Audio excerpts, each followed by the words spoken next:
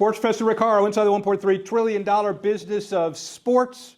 Iconic conference, sports entertainment, innovation conference, SEICon, 500 attendees, 100 expert panelists, UNLV, USA Today, Syracuse.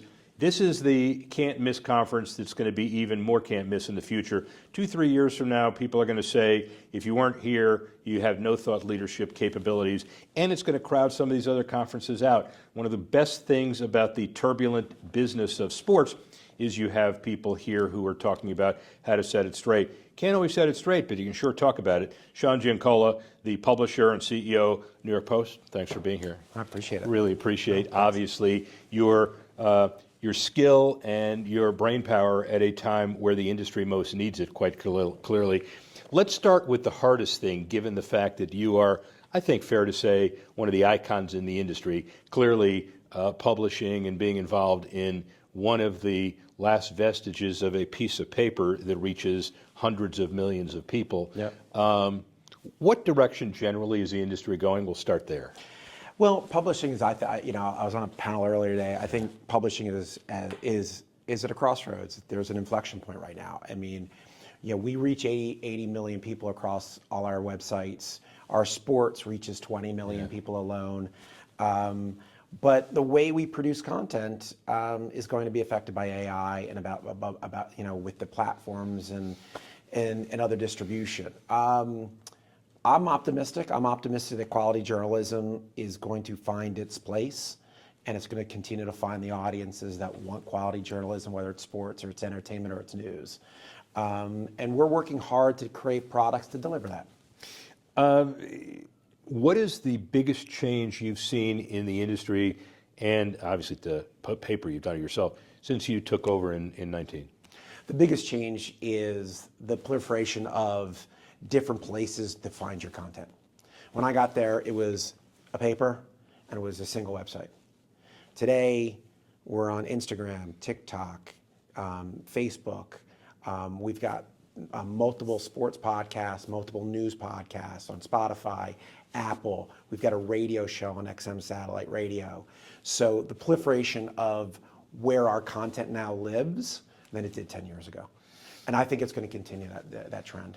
How do you preserve the journalistic integrity, not because of the character of your people, I'm not saying that, but the relative deadline differences? Social media, if done correctly, deadlines are a minutia of what columnists are required to do, and they're expecting different things. So how do you juggle? We're a digital-first publisher now. Yeah. We still reach 150,000 people in our paper. We're the third largest newspaper in the country. The reality is, though, it's an always-on business.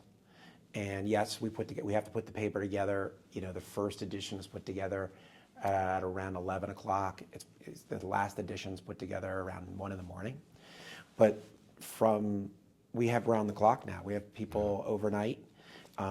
All day producing content. We produce 300 plus stories a day.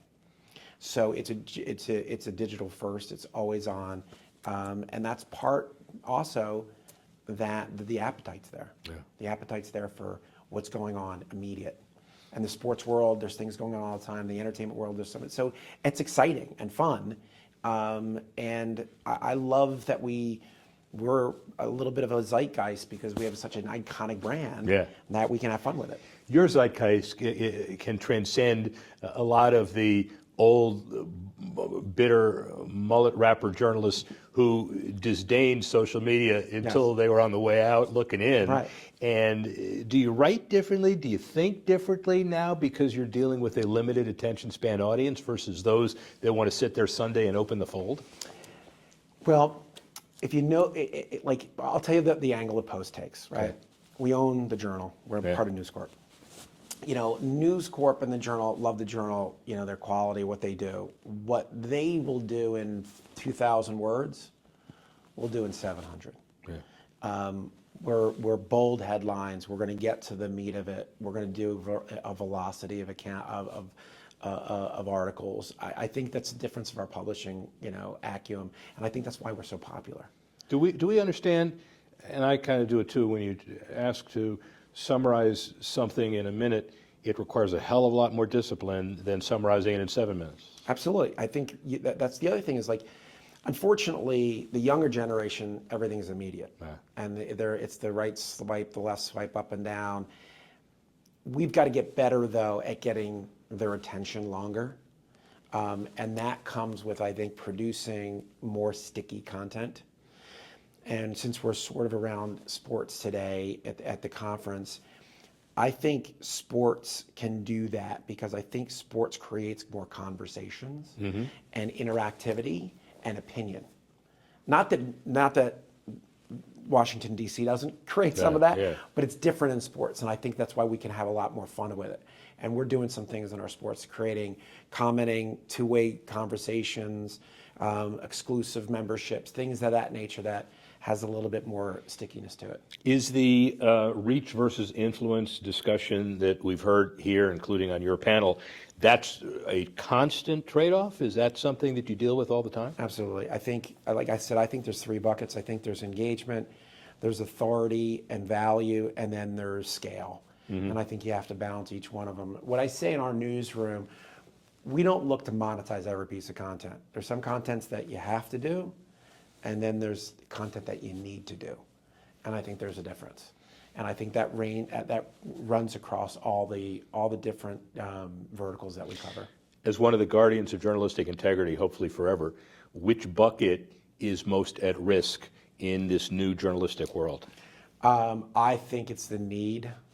Like we do things covering news because we need the public to know about that. And it might not scale and it might not monetize, but I think you need to do it. That is going to get compromised, I believe. So, I think I already know the answer, but are you scared of AI or are you embracing it? I have to be an eternal optimist with that. So I'm going to lean in and say I'm encouraged to what AI can do.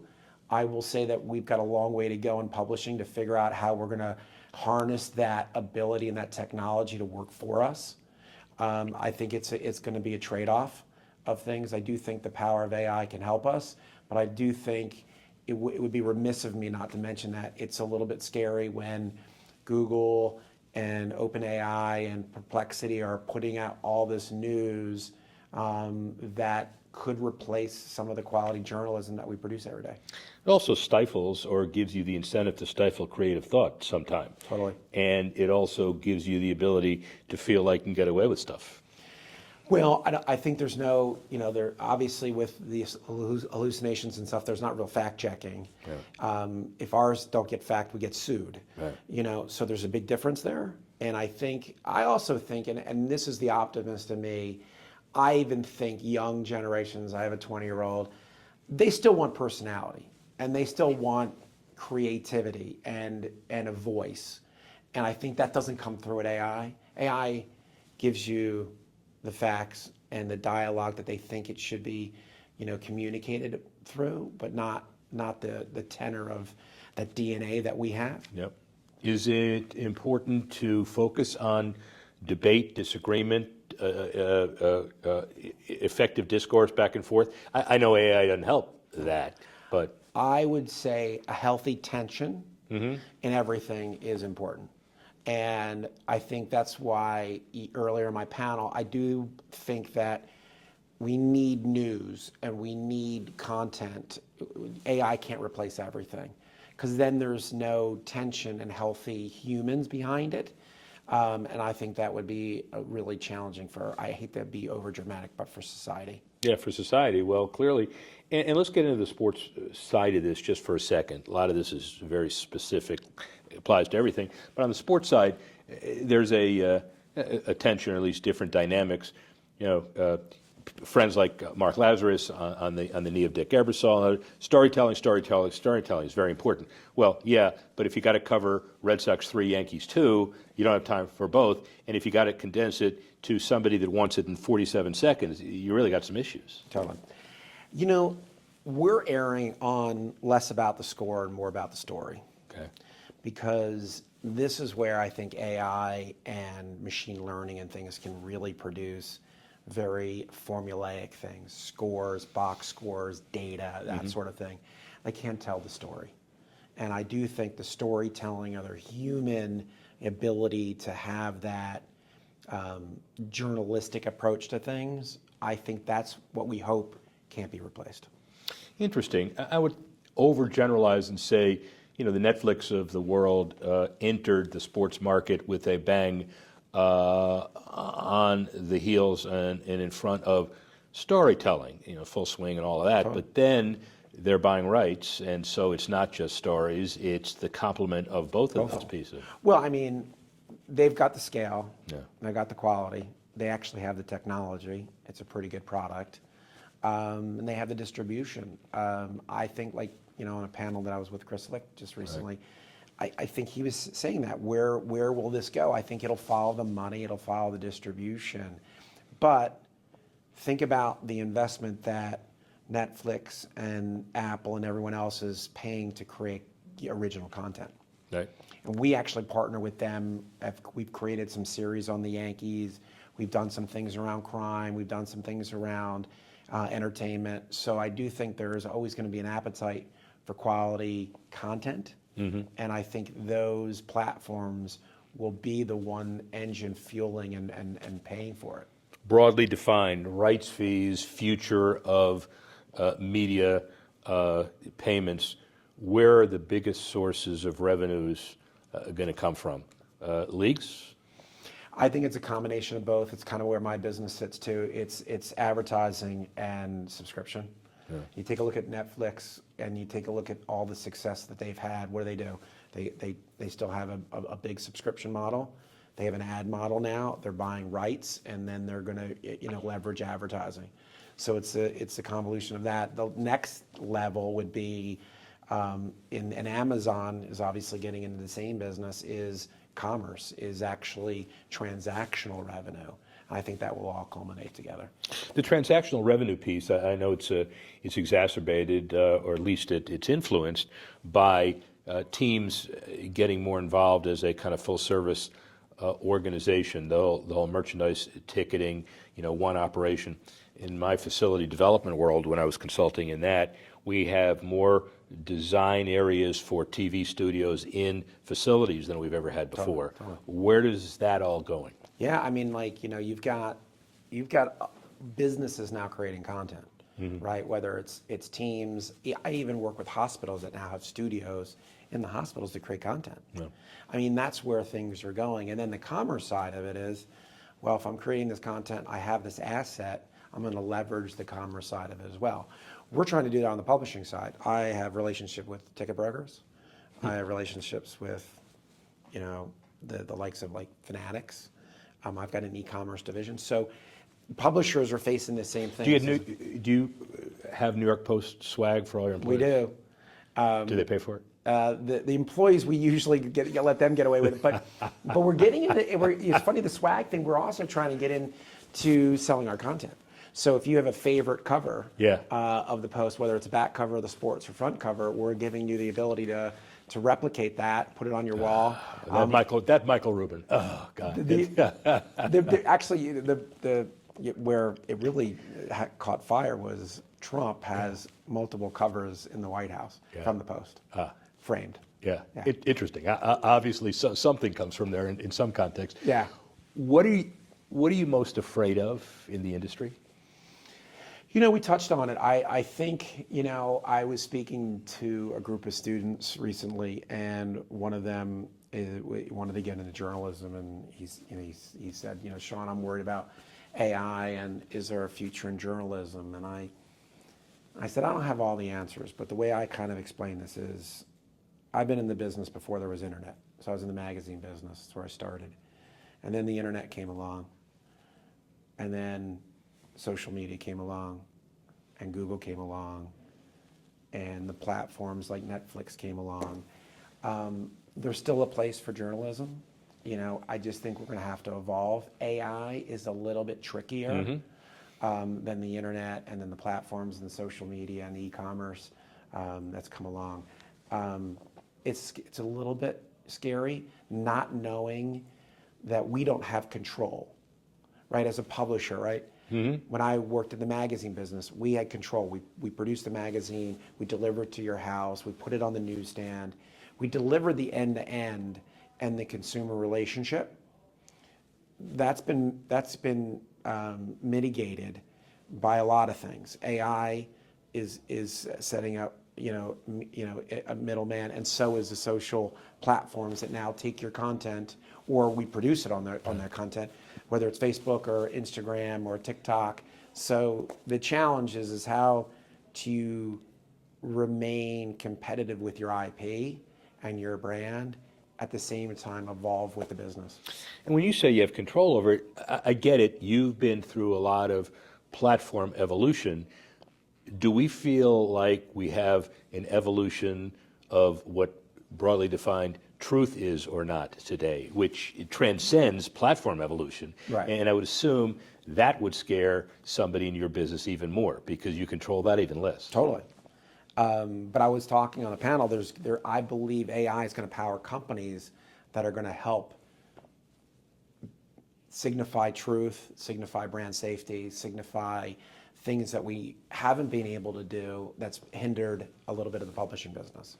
So I'm trying to be, that glass half full, kind of what can technology help, not really kill the business. And you're breaking it down half full, half empty in other contexts too, because truth ought to transcend whether you whether you got to publish and get the facts in 4 minutes or in 2 weeks. I mean, it has very little to do with the timing of it. The truth is the truth. But I'm 70 some odd years old. I don't know how old you are, but we're talking maybe, hopefully, a different generation. I'm 57. Yeah, all right. Well, you owe me 13 years. But I look at what my 20-year-old is consuming and how they're consuming, and I take a lot in.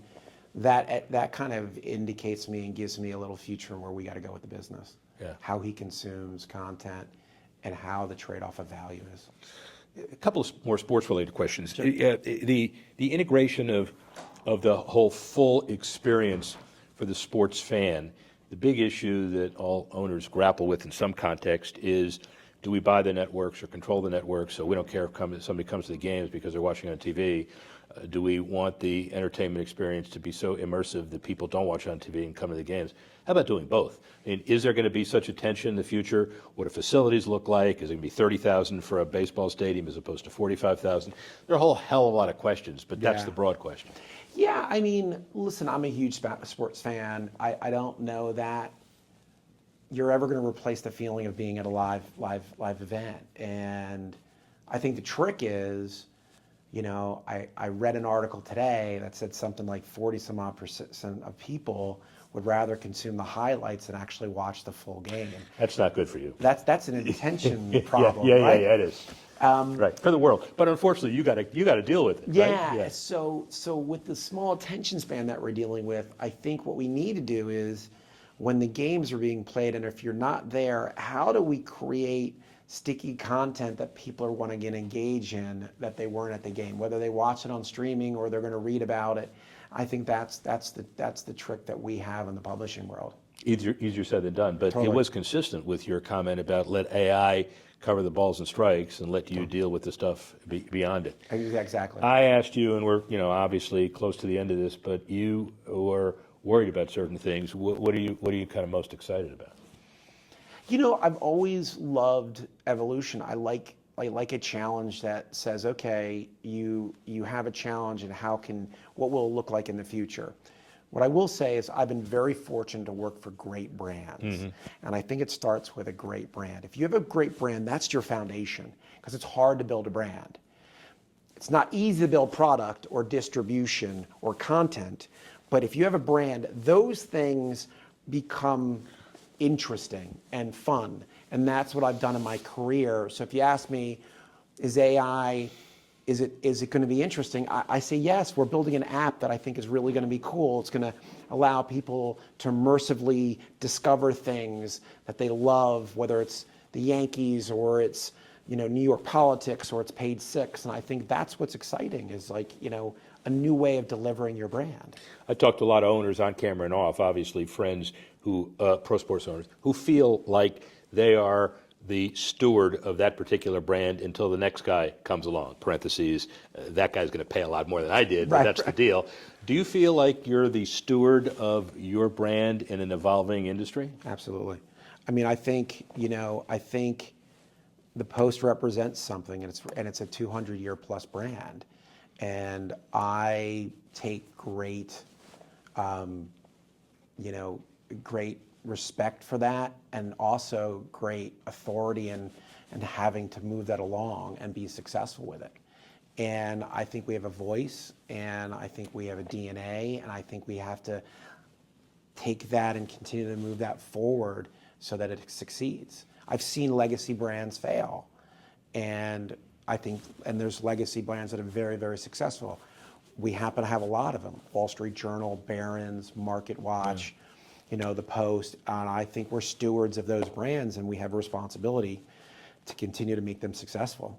Yeah, and at the end of the day, do we think that the industry, let's do it this way, what does the industry look like broadly defined 10 years from now? Good question. I think the content, I still think there'll be journalism. I still think there'll be people creating unique content. I think it'll look different in delivery. And I said it on a panel today. I think in near term, it could be as simple as, my son's name is Ryan. Ryan, you want to read about the Yankees. Do you want to read it? You want to listen to it on a podcast? Do you want to watch it in a video? Do you get it on your glasses where you push the glasses? It might get there. Yeah, right. It might get there. Yeah. And that's where I think, though, the content is still going to be relevant. I have to believe that. I just think the delivery is going to be different. Ladies and gentlemen, as long as we have a steward of content and guaranteed that happens long term, industry in good shape. Sports Fest, Rick Horrow, speak with you soon.